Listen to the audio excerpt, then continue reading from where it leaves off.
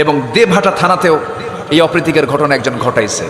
এই যে রুটিন ওয়ার্কের মতো, এটা বিগত 16 বছরও দেখেছি, এটার শাস্তি 0% শাস্তি হয়নি, এদেরকে নিয়ে কোনো প্রকার ব্যবস্থা নেওয়া হয়নি। আমরা বড় আশায় ছিলাম যে অন্তর্বর্তীকালীন সরকার তারা অন্তত লেবারেল হয়ে এই সমস্ত বদমাইশদের বিরুদ্ধে শক্ত অবস্থান নেবে, কিন্তু দুঃখজনক হলো সত্য, এই সরকারের আমলে নতুন করে কিছু শিক্ষক নিয়োগ দিয়েছে, 60,000 সঙ্গীতের শিক্ষক। কিসের শিক্ষক? সঙ্গীতের শিক্ষক। সঙ্গীতের শিক্ষক দরকার না কোরআনের শিক্ষক দরকার? কিসের শিক্ষক দরকার? কোরআনের শিক্ষক দরকার।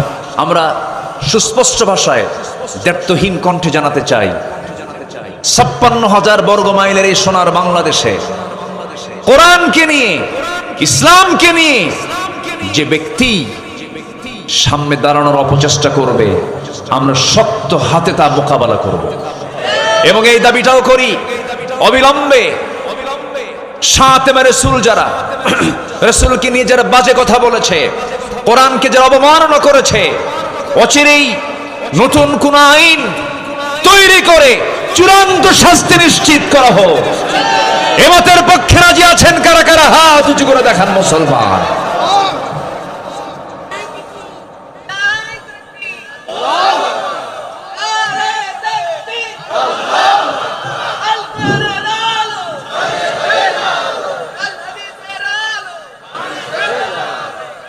আচ্ছা, সম্মানিত ভাইয়েরা,